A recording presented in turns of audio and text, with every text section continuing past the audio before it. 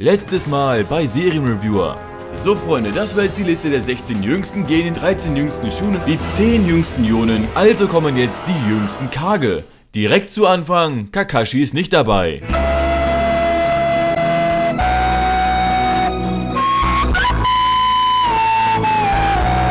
Man kann ja nicht immer dabei sein. Es gibt nicht von allen direkte Zahlen, aber diese konnte man sich eigentlich recht gut herleiten. Also, fangen wir an.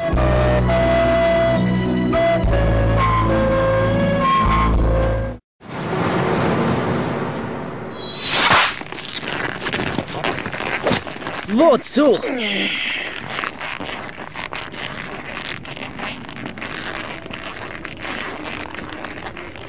Ich hab's schon mal gesagt.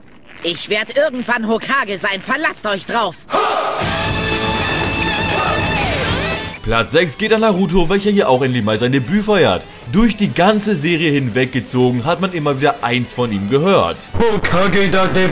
Er hat viele Hindernisse hinter sich gebracht, viele Gegner bezwungen, oft die Akatsuki bekämpft, Konoha gerettet, die Welt gerettet, war dann zwar immer noch im Endeffekt Genin, aber dann mit ca. 30 Jahren wurde er dann endlich mal Hokage. Wie der Vater, so der Sohn könnte man sagen, und somit kommen wir eigentlich auch schon zu Platz Nummer 5.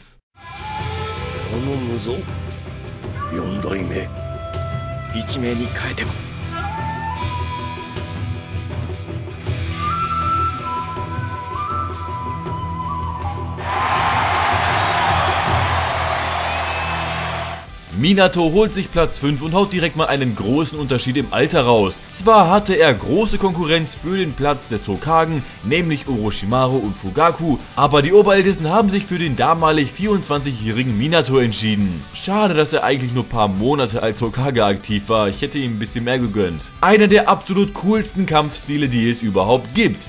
Jetzt mal ohne Scheiß, für das Hirajin-no-Jutsu braucht man gar keinen Kekkei Genkai oder ähnliches.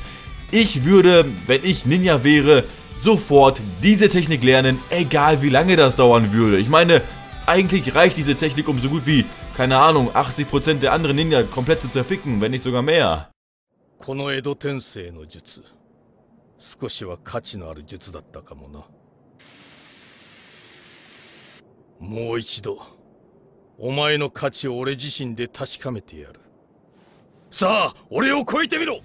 Noch ein Vater von einem weiteren Kage und somit haben wir jetzt auch noch einen Kase-Kage.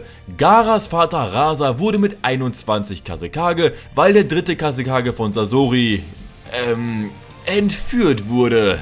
Ja, dieses verfickte Hurenvideo muss ja immerhin kinderfreundlich bleiben. Immerhin sind knapp 9% meiner Zuschauerschaft unter 18. Als Vater war er eigentlich ziemlich scheiße, ich glaube, da sind wir uns alle einig.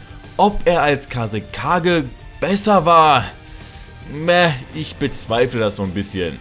Damit er nämlich so viel Gold und so viel Bling Bling haben kann, musste er wahrscheinlich die Steuer minimal erhöhen.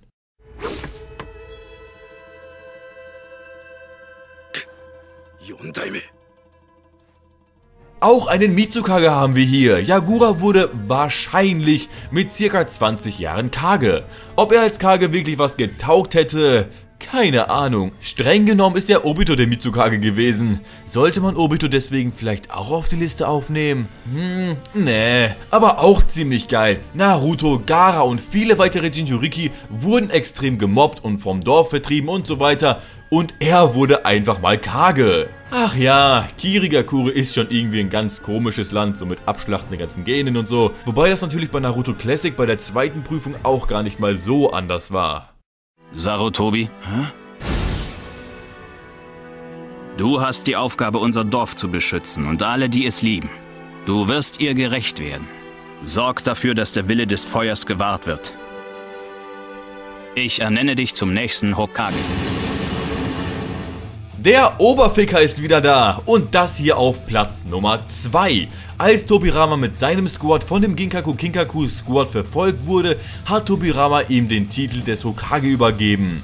Danzo wurde ganz neidisch, aber Sarutobi hat das Ganze mit seinen knapp 20, wenn nicht sogar noch ein bisschen weniger Jahren sehr gut gemeistert. Immerhin konnte er den Krieg ja kurz darauf für Konoha entscheiden. Und eine Sache, die ich mich eigentlich schon relativ oft gefragt habe, ist, was soll das für ein Squad gewesen sein, von welchem sie verfolgt wurden? Ja, 20 Leute und so, aber auf der anderen Seite hatten wir halt Tobirama, Hiruzen, Danzo, Kagami, welcher stärker sein sollte als Shusui, und ich denke mal, die anderen waren auch nicht so wirklich zu unterschätzen.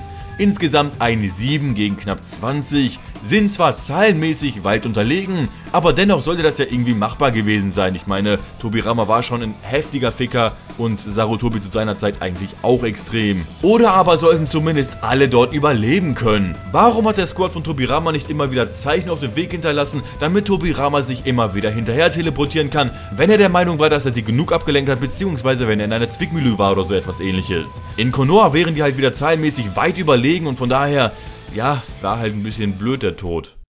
Es war mein größter Wunsch, dass meine Existenz eines Tages für andere wichtig ist, aber nicht als eine furchtbare, abschreckende Bedrohung, sondern als Kazekage unseres Dorfes.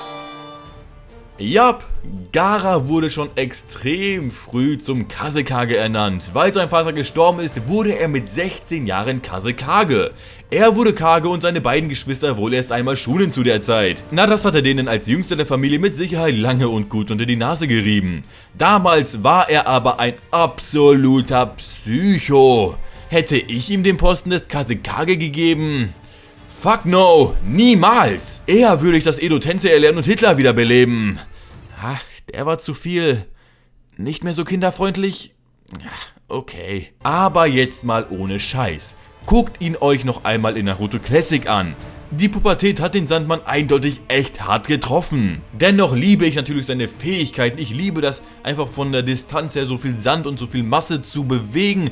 Ich finde das extrem krass, so eine Macht zu haben. Deswegen definitiv einer meiner Lieblingscharaktere. In Naruto Classic aber mehr als in Naruto Shippuden und vor allem in Boruto. Ich meine, guckt den euch jetzt mal an. Holy shit, was hat Boruto nur aus ihm gemacht? So Freunde, das waren jetzt die 6 jüngsten Kage aus Naruto. Wir haben jetzt also Genin, Shunin, Jonin und Kage abgedeckt. Anbu werde ich nicht machen, weil es gibt einfach nicht genug Anbu, beziehungsweise nicht genug Informationen über die Anbus. Und wenn es Informationen gibt, dann auch nur von sehr wenigen, wie zum Beispiel Itachi oder Kakashi. Und das lohnt sich halt nicht so wirklich. Finde ich halt einfach nicht so ganz geil, deswegen lasse ich das. Ob das Format jetzt noch bei anderen Animes weitergemacht wird, wahrscheinlich. Gucken wir mal. Bin ich mir noch nicht ganz sicher. Habt ihr vielleicht irgendeinen Wunsch, was für ein Anime ich nehme, sondern was für eine Kategorie von dem Anime, zum Beispiel bei One Piece jetzt einfach die jüngsten Piraten oder so, dann schreibt es einfach unten in die Kommentare. Das war's jetzt allerdings aber auch schon wieder von mir. Merchlink, boah, Alter, ich habe Waden trainiert, ich komme jetzt gar nicht mal mehr so hoch. Also hier, Merchlink, Twitter, Instagram und Discord findet ihr alles ebenfalls unten in der Beschreibung. Wir sehen uns mal wieder beim nächsten Mal und macht's gut, meine Freunde.